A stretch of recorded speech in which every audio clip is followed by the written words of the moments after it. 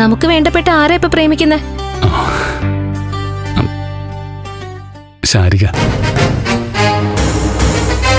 ശാരിക ആരെയോ പ്രണയിക്കുന്നുണ്ട് ഗൗരി.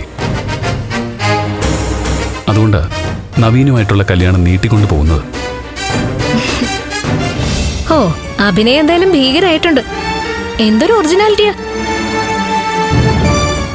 ഇങ്ങനെ എന്നെ വരട്ടിയാ ഞാനങ്ങ് വരണ്ടു പോകുമെന്ന് വിചാരിച്ചോ? നീ വരണ്ടോ ഇല്ലയോന്ന് എനിക്കറിയില്ല. പക്ഷേ ശാരിക ഇത് പറയുമ്പോ ഞാൻ വരണ്ടു. മുരളിയേട്ടാ, കള്ളമല്ലേ പറയുന്നേ?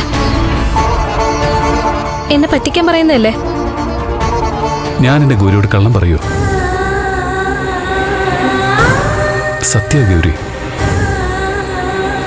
ശാരിക ഒരാളെ പ്രേമിക്കുന്നുണ്ട്. എന്നോട് തുറന്നു പറഞ്ഞു.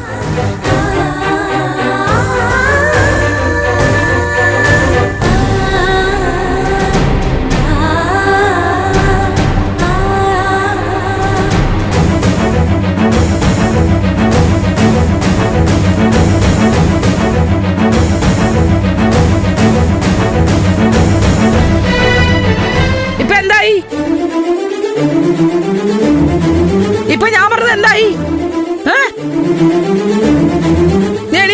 എനിക്ക് ഇപ്പൊ തന്നെ അവരുടെ വീട്ടിൽ പോണം. എനിക്ക് ശാരികയോട് ഇപ്പൊ തന്നെ ചോദിക്കണം. അമ്മേ, ആരോടും ചോദിക്കാനും പറയാനൊന്നും പോണ്ട. സംസാരിക്കാനുള്ളതൊക്കെ ഞാൻ സംസാരിച്ചു. വഴക്ക് പറയും ഗുണദോഷിക്കുകയും ഒക്കെ ചെയ്തു. വഴക്ക് പറഞ്ഞെന്നോ ഗുണദോഷിച്ചെന്നോ? അവളുടെ കവാലക്കുറ്റി നോക്കി ഒന്ന് കൊടുക്കാൻ വേണ്ടത്. പല്ലടിച്ച് താഴെ ഇടണം. നമ്മളെയൊക്കെ തൃണമൂലല്ലേ അവള് കരുതിയേ? അവളാരെ വലിയ കോയിത്തമ്പരാട്ടിയാ?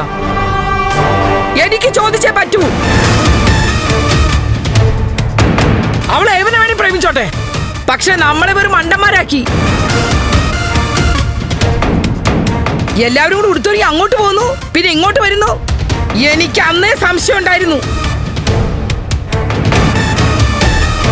കാള വാരി വെക്കുന്ന എന്തിനാന്ന് നമുക്കറിഞ്ഞൂടെ? കള്ളി, കരിങ്കള്ളി. ഒന്ന് നിർത്തമ്മേ. ഞാൻ നിർത്താം. ചെറുക്കനായിട്ടേ നിങ്ങളെ കഴിഞ്ഞ ബന്ധം എനിക്കുള്ളൂ. കെട്ടുവോ കെട്ടാതിരിക്കോ ഒക്കെ നിങ്ങളായിട്ട് അങ്ങ് തീരുമാനിച്ചോ. പക്ഷെ മറ്റുള്ളവരെ പറ്റിച്ചില്ലേ? അങ്ങനെ ഞാനും പറ്റിക്കപ്പെട്ടു പോയി. അതെനിക്ക് അവളോട് ചോദിക്കണം. ചോദിച്ചേ പറ്റൂ.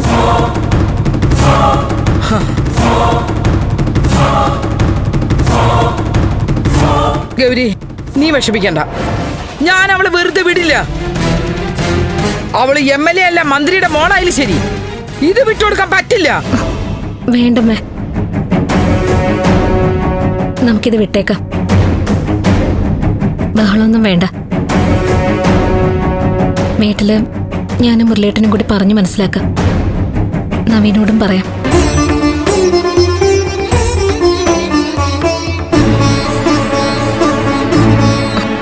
മുരളിയേട്ടാ, ദേവികയും നന്ദനും ഒക്കെ നമ്മളും ഒക്കെ കൂടെയുള്ള ബന്ധം വെച്ചാ ഞാനിത് മുന്നോട്ട് കൊണ്ടുപോയത്. അമ്മ പറഞ്ഞതുപോലെ എനിക്കും ചെറിയൊരു സംശയം ഉണ്ടായിരുന്നു. എന്നാലും ഇങ്ങനെ ഞാൻ പ്രതീക്ഷിച്ചില്ല. ഇനിയും അവള് കണ്ടുപിടിച്ച ആളിനെ തന്നെ അവള് വിവാഹം കഴിക്കട്ടെ.